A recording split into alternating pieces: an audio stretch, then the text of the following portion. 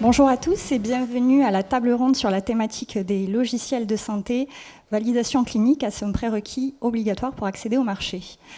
Alors les logiciels de santé sont de plus en plus utilisés dans la pratique médicale des professionnels de santé et constituent un nouveau support à la prise en charge des patients.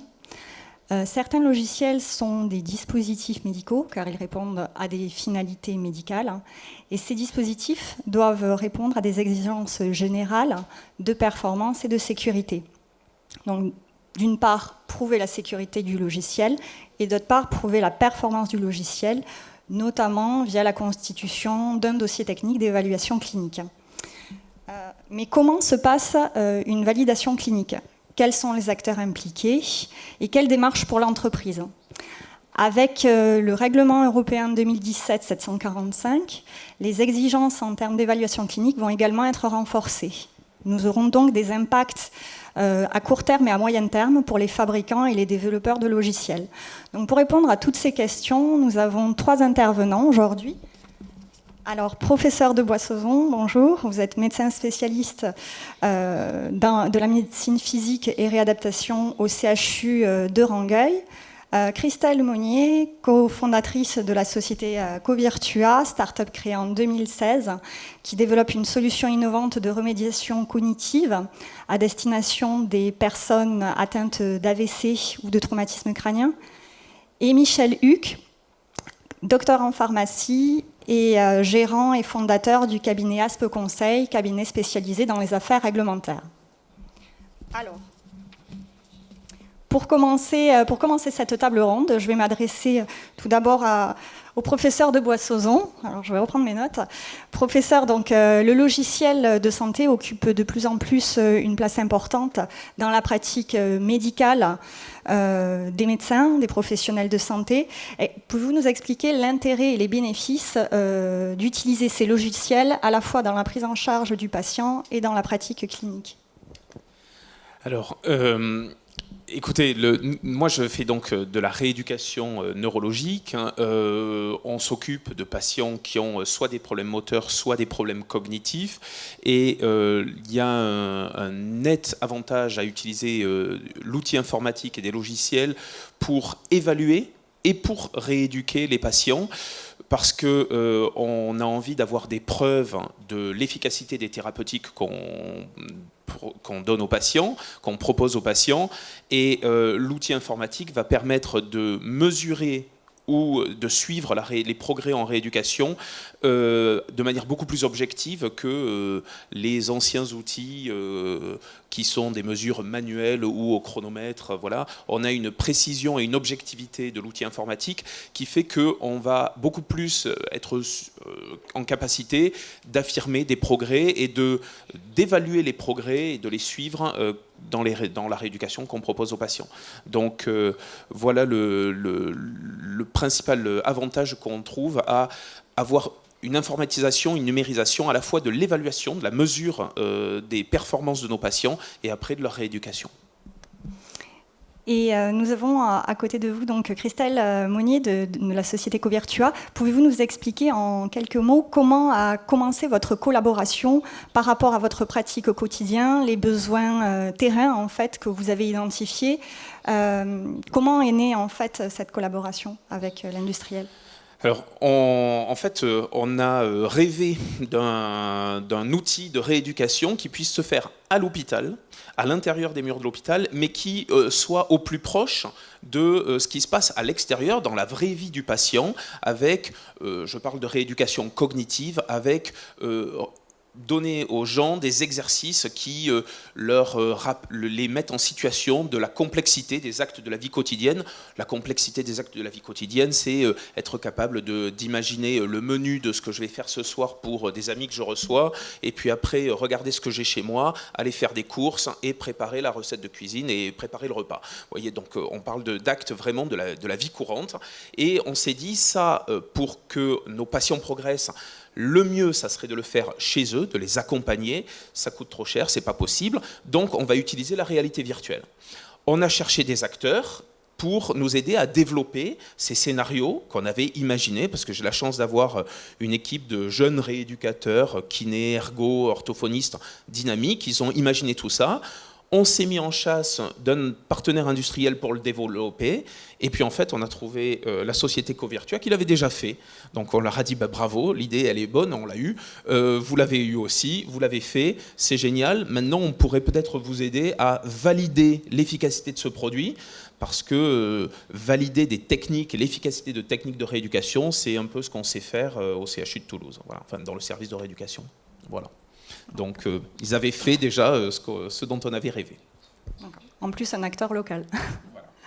Donc Christelle, pouvez-vous en quelques mots nous développer un petit peu et nous expliquer voilà, les finalités de votre logiciel et aussi voilà, le démarrage de votre start-up, de quels besoins ça part et jusqu'où vous souhaitez aller?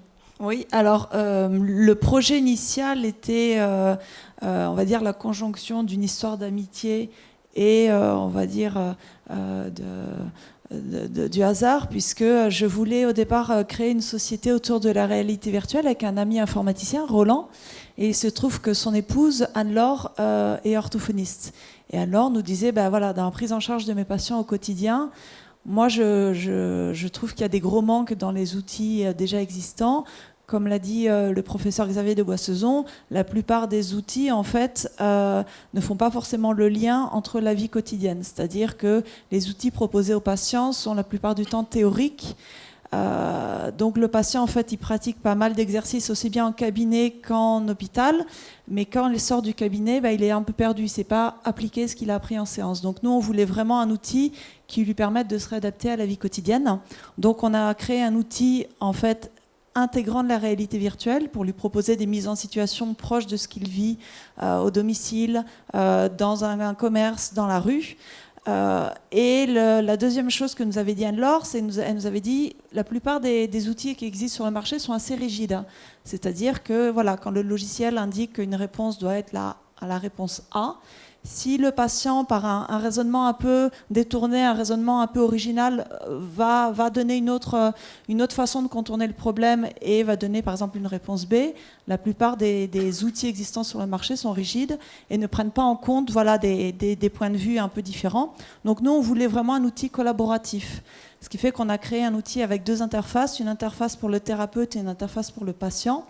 Et le thérapeute peut adapter l'exercice en temps réel en fonction des réactions du patient. C'est-à-dire, voilà, l'outil informatique se met vraiment au service du patient et ne crée pas une barrière entre le thérapeute et le patient.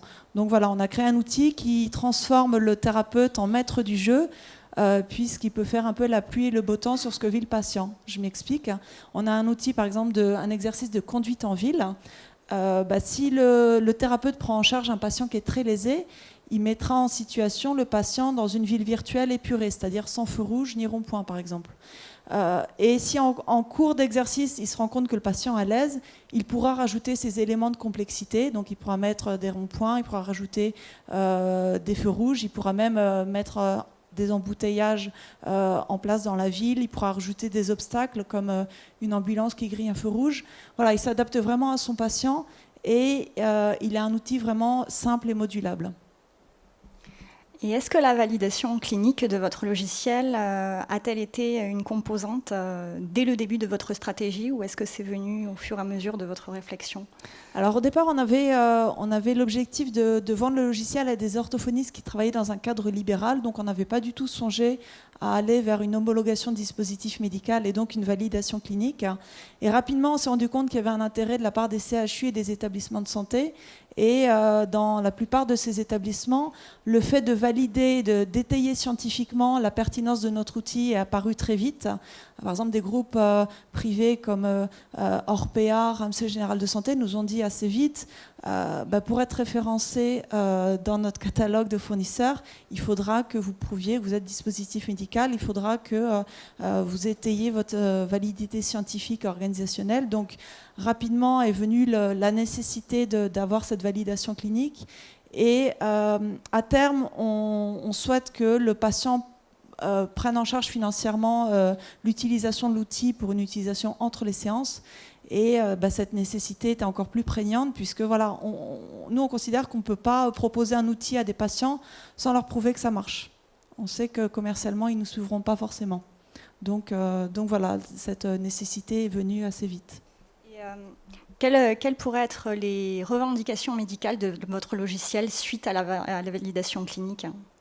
Alors je vais juste commencer à répondre, puis je vais laisser la parole au professeur Xavier de Boissezon. Nous, les deux grandes allégations médicales qu'on va mettre en avant, c'est soit une prise en charge en fait, qui est plus courte, c'est-à-dire typiquement quelqu'un qui a eu un AVC, au lieu d'être pris en charge pendant 24 mois, il pourra être pris en charge que pendant 18 mois, c'est-à-dire voilà, la prise en charge sera plus courte, soit une prise en charge qui a la même durée, mais qui propose des chances de récupération cognitive plus importantes, c'est-à-dire quelqu'un qui a eu un AVC, au lieu d'avoir au bout de 24 mois une incapacité de travail de 50%, il n'aura plus qu'une incapacité de 30%, donc il aura plus récupéré ses facultés cognitives. Mais je vais laisser éventuellement le professeur Xavier de Boissezon préciser ce point. Alors effectivement, je crois que tu l'as dit un petit peu, le premier avantage quand on a un dispositif médical ou un logiciel qui sert à de la rééducation ou en santé, le premier avantage qu'on a à le valider, c'est pour le patient. Parce que le patient, on a envie de lui proposer quelque chose qui fonctionne et qu'on en soit sûr. Donc ça vous anime, moi ça m'anime aussi, c'est le sens de mon métier, on a envie d'avoir des choses le plus efficaces possible pour les patients. Après, il y a effectivement ici pas trop de patients. Voilà, il y a des gens qui fabriquent des logiciels ou qui les utilisent.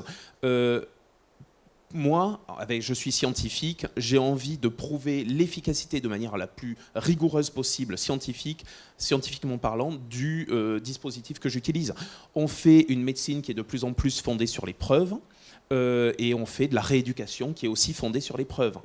C'est complexe parfois d'aller chercher cette preuve scientifique, mais voilà. Mais moi, je suis de formation scientifique, j'ai envie d'avoir des preuves scientifiques de l'efficacité de ce que je propose à mes patients, que ça soit un médicament contre l'hypertension ou que ça soit un logiciel de rééducation.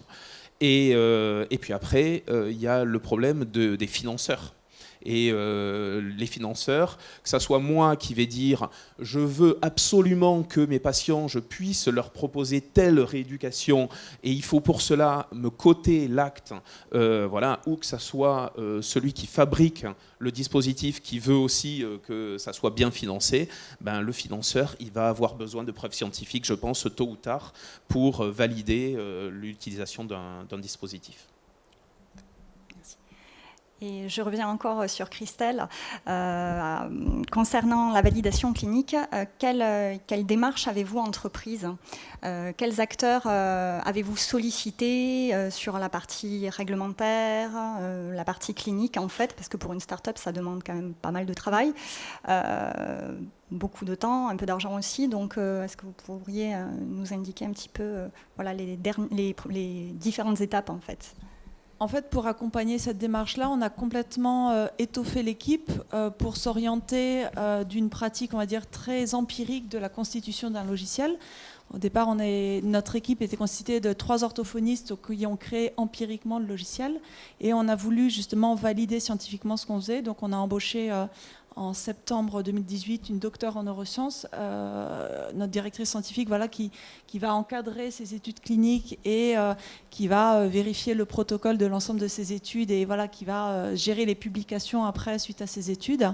Et on a également embauché une ingénieure qualité qui va nous aider à mettre en place toutes les normes de qualité propres aux dispositifs médicaux. Je peux citer la norme ISO 13485 pour justement nous aider à valider scientifiquement tout ce qui avait été développé de façon empirique. On part du principe qu'on est une start-up, on n'a pas les moyens, on n'a pas le recul pour pour être expert sur le sujet. Donc on s'accompagne de sociétés également comme celle de M. Huck, présent à côté de moi, puisque voilà, la mise en conformité réglementaire ne s'improvise pas, il faut s'entourer d'experts. Ce qui fait qu'on est innovant, c'est qu'on est en avance sur nos concurrents, donc il faut aller vite. Donc voilà, on a embauché une ingénieure qualité, mais il faut également avoir l'humilité de se dire on n'est pas expert sur le sujet. Si on veut être dispositif médical assez tôt, passons par des sociétés comme celle de M. Huck. Alors, Michel, je reviendrai un petit peu plus tard vers vous. En fait, on va continuer sur la partie clinique et après, on abordera la partie réglementaire. Sur la validation clinique, on a parmi nos adhérents, en fait, pas mal de startups qui se posent la question comment on monte un essai clinique, une validation. C'est quoi la méthodologie, comment on design cela, quels acteurs sont impliqués, comment se calcule le nombre de patients, la cohorte, comment choisit-on en fait de mener l'étude? Est-ce qu'on va rester sur une étude monocentrique ou est-ce qu'on va rester sur plutôt du multicentrique? Je vous le fais en 5 minutes, 3 heures ou 3 jours, parce que vous savez sûrement que maintenant, quand on veut valider un traitement, et les traitements les plus validés, c'est la pharmacologie, c'est des médicaments, on fait une étude qui est randomisée, contrôlée, en double insu. Donc, randomisé, ça veut dire qu'on va faire 2 groupes de patients et on va tirer au sort chaque personne pour savoir si on la met dans un groupe ou dans l'autre. Il y a le groupe de l'intervention et il y a le groupe contrôle, c'est pour ça qu'elle est contrôlée. Le groupe contrôle, c'est le traitement de référence. Et puis en double insu, parce que, on ne dit plus en double aveugle, parce que les ophtalmos étaient contre, mais en double insu, parce que ni le patient ni l'évaluateur ne sait ce que prend le médicament. Et donc il y a une pilule blanche et une pilule blanche avec les 2 substances à l'intérieur. On ne sait pas ce qu'on prend et on ne sait pas ce que prend le patient en face. Donc c'est un peu compliqué de transposer ça avec des grands groupes à chaque fois qui sont homogènes, plus de 30 personnes minimum, et parfois c'est des centaines de personnes, et on va dire que les gens sont comparables. Voilà, les 2 groupes sont comparables. C'est très compliqué de transposer ça sur un logiciel. Quand un patient, on le met sur un logiciel, sur un dispositif externe, je ne parle pas de dispositif implanté, il sait très bien ce qu'il va avoir, ce qu'il va faire, la rééducation qu'il va faire. Et c'est pareil pour de la rééducation kinésithérapique, ergothérapique, orthophonique. Donc, il y a des méthodologies différentes qui sont en train d'émerger, qui sont pour certaines très robustes maintenant, qui ont vraiment prouvé leur efficacité, leur rigueur scientifique, mais qui nécessitent de faire des analyses qui sont sur des petits groupes ou de multiples cas uniques. Et on va pallier le faible nombre de patients par beaucoup de mesures, un grand nombre de mesures sur chaque patient pour évaluer le patient avant, le patient pendant, le patient après l'utilisation du logiciel. Et on va faire ça sur plusieurs patients quand même. Mais voilà, c'est des études en multiples cas uniques. Et il se trouve que moi, j'y étais sensibilisé par je viens du monde de la rééducation. Donc si on veut prouver l'efficacité de la rééducation kinésithérapique, on ne peut pas dire aux gens, fermez les yeux, n'écoutez pas ce qui se passe et ne bougez pas parce qu'ils sont en train de faire leur rééducation. Donc c'est des techniques qui viennent du monde de la rééducation qui ont été utilisées, transposées sur le monde du logiciel et de la rééducation cognitive. Ça pose quand même le principal problème, c'est qu'il faut convaincre les méthodologistes standards, ceux qui viennent de l'industrie pharmaceutique, que c'est rigoureux, qu'il y a des preuves scientifiques, même si on n'a pas 2 fois 100 patients, si on n'a pas 2 groupes de 100 patients. C'est en train d'évoluer, c'est en train de plus en plus de méthodologistes de la recherche sont convaincus que ça y est, on peut faire de la recherche sérieuse sur de multiples cas uniques. Voilà. Mais, et ça demande un changement de logiciel justement pour tous les acteurs de la recherche. Voilà. Et en termes de durée, parce qu'on est sur plusieurs années pour la partie médicaments, est-ce que vous pourriez nous estimer approximativement la durée de la publication de la demande en fait, jusqu'à la publication des résultats? plusieurs années. Donc je vais, pour un logiciel aussi. je vais pour un voilà. Là, on s'est lancé dans une demande pour une étude multicentrique avec le logiciel Covirtua. Ça fait 1 an qu'on y travaille. On attend encore les réponses à des appels d'offres. Et si on l'a, ça sera 2 ans d'inclusion de patients, plus derrière 1 an pour arriver jusqu'à la publication. Donc vous voyez, c'est un process qui va prendre 4 ans, 5 ans. Évidemment, ça fait peur quand on compare le temps de la recherche clinique au temps de l'évolution technologique. Vous risquez d'avoir validé cliniquement et de manière scientifiquement affirmée quelque chose qui est complètement has-been, obsolète d'un point de vue technologique.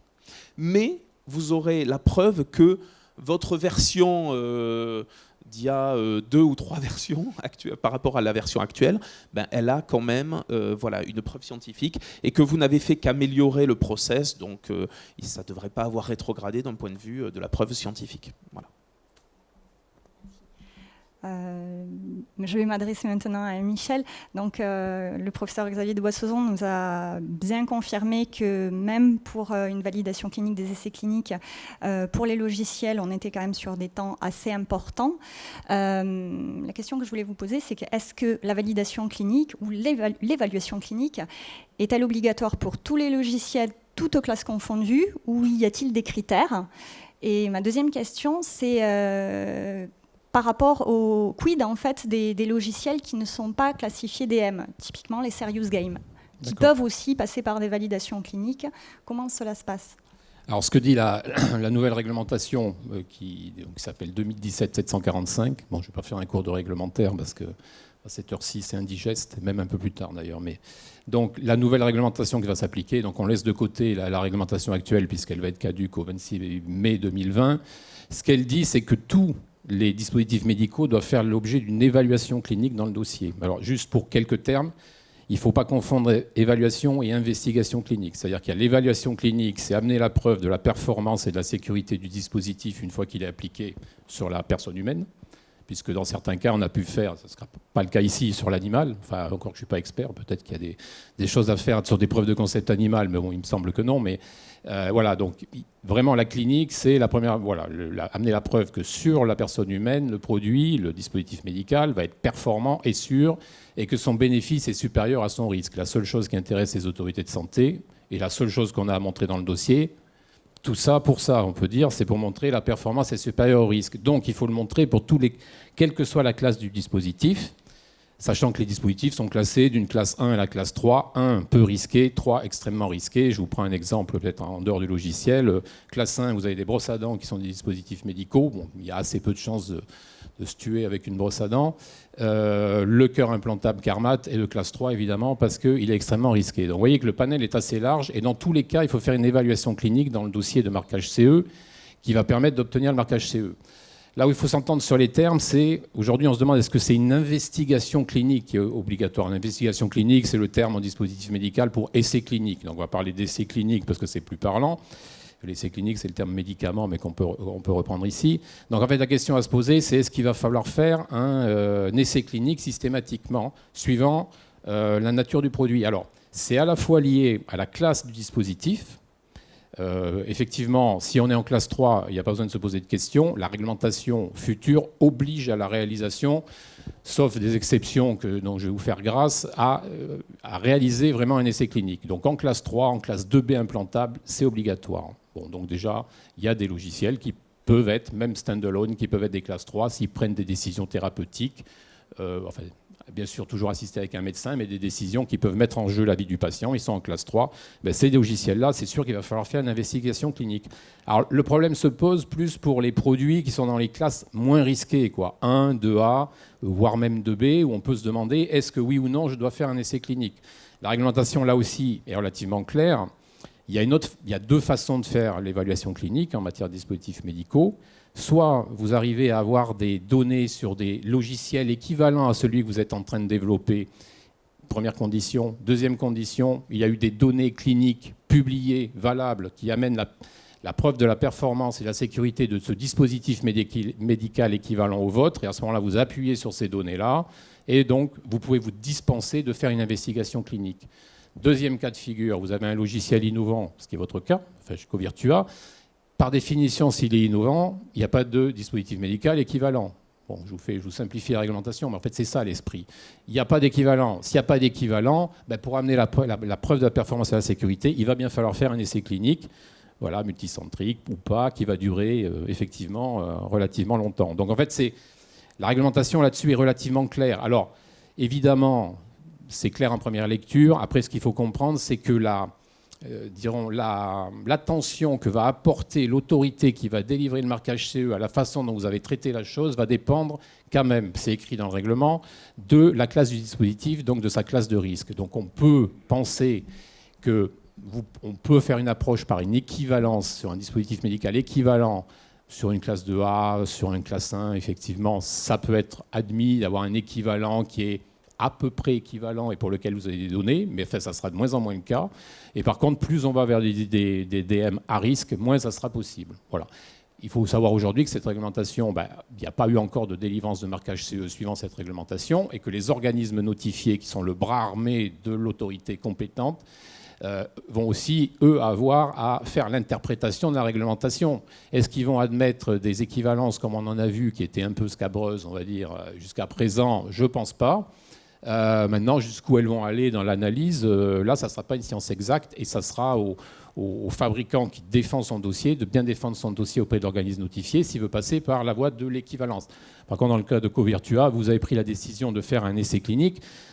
Évidemment, c'est la solution la moins confortable en termes de temps et en termes de finances, c'est la plus confortable en termes réglementaires, parce qu'en cas de succès, évidemment, il ne va pas y avoir contestation d'un organisme notifié, puisque l'essai a été fait sur votre produit. S'il est concluant, je veux dire, ça ouvre la voie au marquage CE. Et après, la deuxième question, c'était sur les dispositifs qui n'ont pas de finalité médicale, genre bien-être, etc. Ce ne sont pas des dispositifs médicaux, donc ce n'est pas cette réglementation qui s'applique. Donc si vous prenez si vous êtes adepte du jogging et vous avez une montre qui vous permet de recueillir vos paramètres d'entraînement, les distances parcourues, le rythme cardiaque moyen, etc., ce n'est pas un dispositif médical. Bon, petit bémol, là aussi il faut faire une analyse réglementaire. Donc dans ce cas-là, pas d'étude clinique, même pas de marquage CE, puisque ce n'est pas un produit dispositif médical parce qu'il n'a pas de finalité médicale. Vous prenez la même montre qui fait la télétransmission de ces informations à votre médecin ou à votre cardiologue, ça peut devenir un dispositif médical. C'est pour ça que, par exemple, l'Apple Watch, je crois, de 4e génération, est un dispositif médical aux États-Unis parce que la FDA a accepté le dossier d'Apple pour prouver cette télétransmission et que cette télétransmission était donc un acte médical parce qu'un médecin à l'autre bout de la montre, si je puis dire, peut prendre une décision. Normalement, l'Apple Watch en Europe, pour l'instant, cette fonction est désactivée parce qu'elle nécessiterait que le produit soit un dispositif médical. Bon, on pense que Apple va s'en accommoder, qu'ils ont les moyens de mener une investigation sans trop de problèmes. Mais vous voyez, il faut bien comprendre la frontière, même sur des produits de bien-être, c'est parfois la finalité, enfin l'indication qui va faire qu'on va basculer d'une réglementation à l'autre. Et en logiciel, ce basculement est très sensible, c'est-à-dire qu'on passe facilement d'un produit qui n'a pas de finalité médicale, qui n'est pas un dispositif médical, à carrément un dispositif médical. Donc, ce qu'il faut faire, c'est une analyse préalable au niveau réglementaire, parce que les indications, les finalités vont faire une classification du produit. Contrairement à des produits, vous prenez une prothèse de hanche, c'est un dispositif médical. Et la réflexion dure 1 seconde. Sur un logiciel, il faut vraiment bien avoir l'intended use, comme on dit en anglais, savoir à quoi il va servir. Et s'il a une finalité médicale, il bascule, et il peut basculer même. Un produit qui va vous donner une indication de santé va peut-être être en classe 2A. Le même produit qui va indiquer au médecin que peut-être ce que le logiciel a vu est une pathologie, donc une aide au diagnostic, il va peut-être passer en classe 2B, voire en classe 3 si la pathologie diagnostiquée est potentiellement mortelle. Donc on voit qu'on peut passer carrément de 1 à 3 suivant ce qu'on va revendiquer. Mais bon, ce qu'on peut retenir, c'est dispositif médical, il faut faire une évaluation clinique, une investigation si on n'a pas de produit équivalent qui a fait l'objet d'études cliniques pertinentes, Et si on est innovant, par définition, oui, on va avoir à faire une preuve clinique. Et effectivement, ce qui est difficile, c'est d'être designé après l'étude. Mais vous l'avez très bien expliqué, en dispositif médical, il est très compliqué, même si les bonnes pratiques cliniques le demandent, de faire du double insu versus placebo. On ne va pas poser un cœur artificiel avec un placebo, bien entendu. Il n'y aura pas de bras placebo, mais c'est vrai aussi pour un logiciel. J'imagine que c'est compliqué. On ne peut pas. Je veux dire, c'est carrément impossible. Vous voulez réagir là-dessus ou non? Il y a en plus, j'en ai pas parlé, ça prend du temps, la validation clinique, mais ça coûte aussi. Donc, c'est une problématique, le coût de cette validation qui pèse sur soit l'acteur qui, comme moi, va faire une demande de financement public dans le cadre d'un programme de recherche pour valider la technique, soit on y a réfléchi ensemble, parce que c'était savoir qui paye et quelle voie on prend. Voilà. Et là, il y a différentes voies. Il y a une recherche qui peut être financée par le fabricant, et puis il y a une recherche qui peut être financée par les fonds publics et la recherche clinique publique. Nous, on a pris l'option de faire une demande qui prendra un an. En tout, ça nous a rajouté au moins 6 mois, 1 an de passer par un appel d'offres pour une recherche publique. Par contre, si on l'a, puisqu'on ne l'a pas encore, si on l'a, ça va être beaucoup moins cher pour la société qui a fabriqué le dispositif.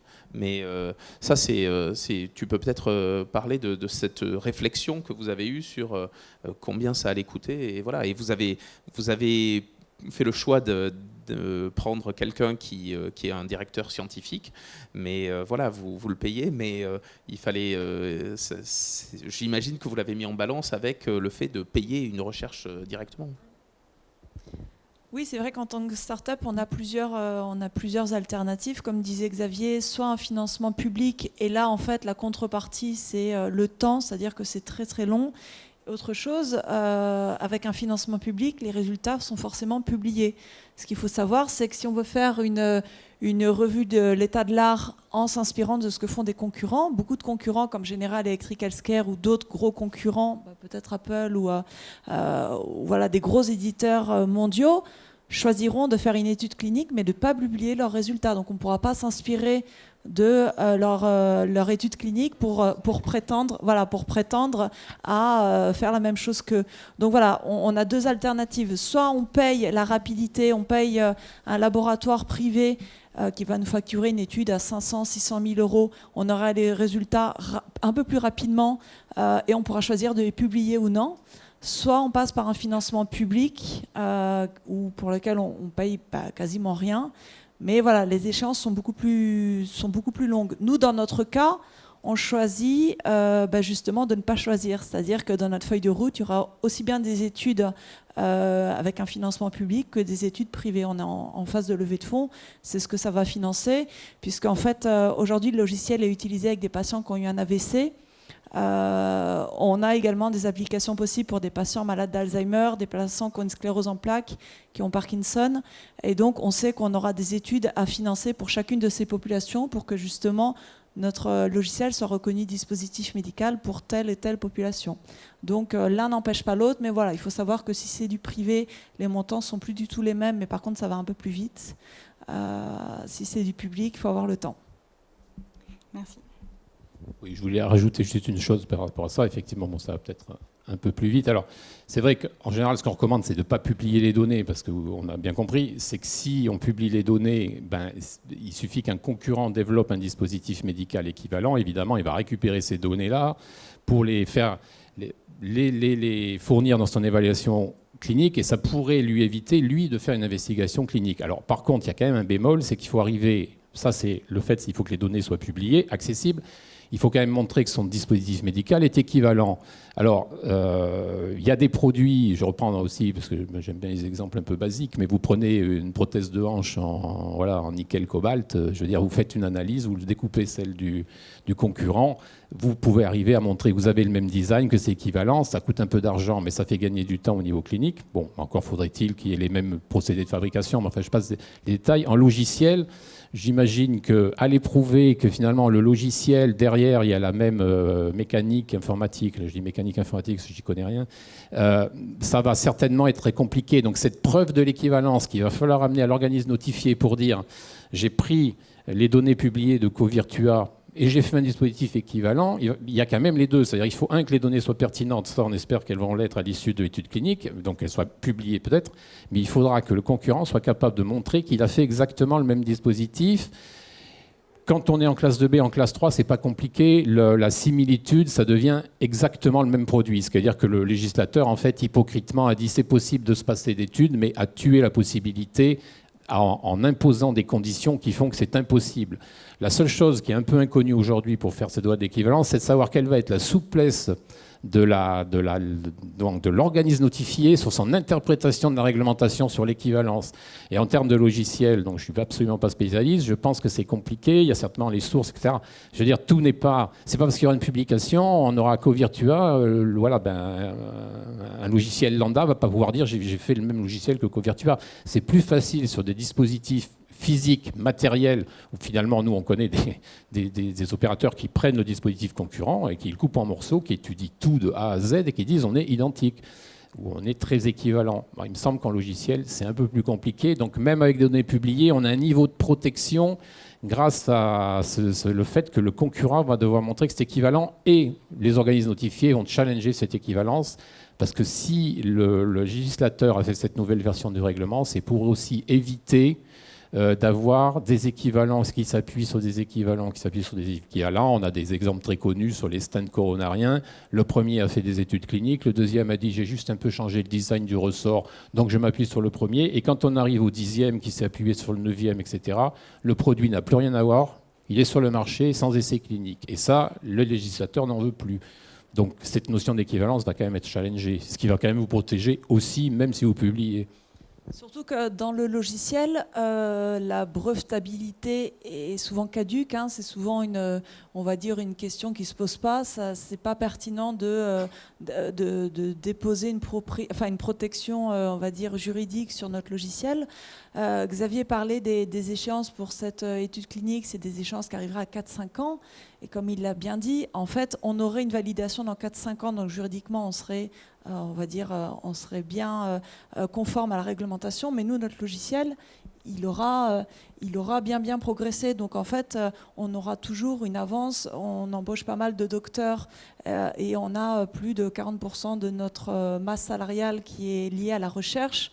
Donc le but, c'est d'avoir toujours une longueur d'avance par rapport aux concurrents. Donc c'est vrai que dans 4-5 ans, le logiciel n'aura plus grand-chose à voir. Alors, effectivement, je comprends, parce que c'est un monde en perpétuelle évolution. Par contre, ce à quoi il faut faire attention, c'est de ne pas s'auto-disqualifier. Parce que si vous avez fait une étude clinique sur le logiciel dans la version -3, et que là, vous êtes à la version 3, si vous avez X versions d'écart, il va falloir en interne faire la preuve de l'équivalence entre vos propres produits. Mais ça sera plus facile, parce que là, vous aurez tous les codes, etc. Mais montrer en quoi l'étude que vous avez faite sur la première version... Et je comprends, vous faites évoluer le produit et valide au moment où vous allez vouloir marquer le CE, c'est-à-dire que l'organisme notifié va examiner le dossier, il va falloir montrer que vos études qui ont été faites sur la première version restent pertinentes sur la troisième. Donc ça veut dire qu'il va falloir bien documenter toutes ces upgrades de logiciels et montrer que finalement, c'est peut-être que de la fonctionnalité, mais que ça ne change rien au fonctionnement général de la machine, quoi. Mais de toute façon, l'ingénieur qualité qu'on a embauché, on part du principe qu'elle ne va pas travailler avec nous sur du one-shot. C'est-à-dire le but, ce n'est pas qu'on ait le marquage CE une fois. On sait qu'on sera dans une démarche perpétuelle de justification de justement notre logiciel a été amélioré et on aura des updates réglementaires tous les, je ne sais pas si c'est tous les 6 mois, tous les 1 an. Mais voilà, de toute façon, on est dans une démarche où on sera dans de l'amélioration continue, de la R&D constante. Voilà. Oui, parce que bon, une fois qu'on a le marquage CE, voilà, c'est pas la fin des ennuis, c'est presque le début. C'est-à-dire qu'en fait, il va falloir faire vivre tout ça, et qu'effectivement, vous allez pouvoir. Il y a les données cliniques. Alors, enfin, ça ne sort pas du scope non plus de l'idée. Il y a l'évaluation clinique, c'est avant le marquage CE, mais après la post-market surveillance, il y a des évaluations cliniques post-market. Et effectivement, c'est là où vous allez les faire sur la version qui est en vigueur de votre outil. Mais donc, en fait, il faudra corréler les données que vous avez obtenues dans le cadre de l'investigation, alors qui a plus de puissance parce qu'elle est faite avec un protocole, etc. On ne va pas rentrer dans les détails, les biostatistiques, etc. Mais en même temps, il faut designer un protocole de suivi clinique après commercialisation qui permet de dire, finalement, la version 3 du logiciel, je montre qu'elle a un plus, mais que sa base est la même que la version 1 et que la version 1, donc tout ce que j'ai fait sur la version 1 reste valide. Et Michel, justement, donc, on voit que pour les startups, les développeurs de logiciels, les fabricants, cela va demander un gros investissement, à la fois humain et financier. Est-ce que vous pouvez nous indiquer en fait les opportunités qu'offre cette validation clinique en termes de business model pour la société Covirtua ou pour d'autres fabricants? Qu'est-ce que cela change pour une société? C'est-à-dire, en fait, le sujet, c'est de surtout savoir est-ce que c'est un dispositif médical ou pas. Parce que si c'est un dispositif médical, pour pouvoir rentrer sur le marché du dispositif médical, quand on est avec des acheteurs institutionnels du monde hospitalier, etc., déjà le premier réflexe du pharmacien hospitalier, c'est est-ce que le produit a un marquage CE, même si c'est un médicament, bien entendu, mais voilà. Est-ce qu'il a un marquage CE? C'est déjà un point d'entrée. Donc, de toute façon, si on est dispositif médical, il faut faire toutes ces démarches pour obtenir le marquage CE. Donc, de toute façon, je dirais, soit on est dispositif médical, soit on ne l'est pas. Si on l'est, alors c'est vrai qu'il y a des produits frontières bien-être qui peuvent peut-être essayer de s'immiscer, etc.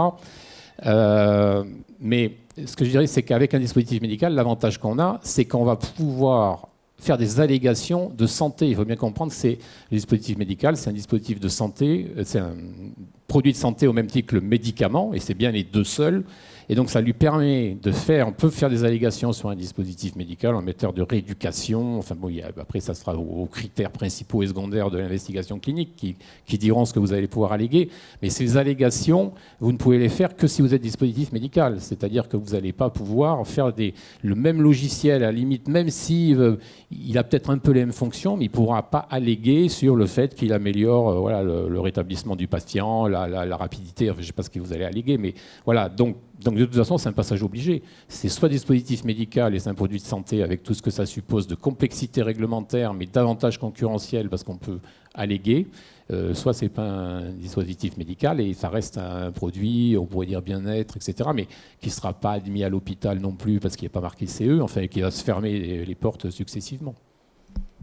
Il y aura des démarches à faire en parallèle pour les éditeurs qui souhaitent aussi faire rembourser leur logiciel. Comment ça se passe en termes de Oui, alors ça dépend est-ce que c'est le logiciel qui est remboursé, est-ce que c'est l'acte qu'on fait avec le logiciel, ça va dépendre, il peut y avoir les deux. Alors ce qui est clair, il faut faire attention à une chose, c'est qu'effectivement, il y a le design de l'investigation clinique, il faut quand même le penser aussi remboursement, parce qu'on peut avoir, on en a déjà vu, des écueils, c'est-à-dire des entreprises qui obtiennent le marquage CE sur leurs produits. Et les démarches, on montre la performance et la sécurité du produit, on montre que le rapport bénéfice-risque est bon, donc l'organisme notifié, l'autorité compétente, ça lui va. Elle dit, OK, on autorise la mise sur le marché d'un produit qui ne fait pas de courir de risque au patient et qui, a priori, va lui amener un bénéfice. Donc ça leur va bien. Par contre, ça ne suffit pas forcément aux autorités de remboursement, parce qu'elles, elles ont quand même l'œil sur le porte-monnaie, du coup. Et elles disent, est-ce que le produit, quand même, va améliorer le service rendu au patient? Oui, non. Alors après, c'est tout le débat. Alors là, pour le logiciel, je ne sais pas, parce que c'est peut-être l'acte qui est remboursé, c'est peut-être pas le logiciel, je ne sais pas comment ça va se passer, mais voilà, c'est... si vous voulez... parce qu'il y a plusieurs inscriptions, il y a ligne générique, il y a les lignes en nom de marque. Si vous voulez avoir le prix uniquement du concurrent, à la limite, vous n'avez pas besoin de faire beaucoup d'études, mais vous ne vous démarquez pas et vous ne valorisez pas la valeur ajoutée de votre produit. Si vous voulez valoriser la valeur ajoutée de votre produit, l'autorité de remboursement ne va pas se contenter d'un marquage CE. Le marquage CE, c'est le prérequis, c'est le minimum. Et après, elles peuvent demander des études complémentaires pour dire en quoi ce produit amène un plus en termes de santé publique, en quoi le patient est mieux rééduqué, etc. Et à ce moment-là, je peux vous consentir un prix, bien sûr qu'il faudra négocier âprement avec les autorités. La plupart de ces études, justement, qui ont pour objectif un remboursement par l'assurance maladie, ont des indicateurs médico-économiques, c'est-à-dire dans la balance, qu'est-ce que ça apporte à la société par rapport à qu'est-ce que ça coûte. Et justement, c'est des critères qu'il faut avoir en tête dès le départ. Dans l'étude qu'on veut mener avec le professeur Xavier de Boissezon, ça, des indicateurs médico-économiques, on les inclut dès maintenant, pour ne pas avoir repayé une étude dans 1 an, 2 ans, en disant oui, thérapeutiquement, on a prouvé l'efficacité du logiciel, mais on refait une étude pour prouver les gains médico-économiques, que ce soit en termes d'organisation des soins, en termes de confort pour les aidants, en termes de microcosme autour du malade. Donc c'est vrai que ces études coûtent toutes très cher, donc dès le départ, il faut se poser les bonnes questions. Merci.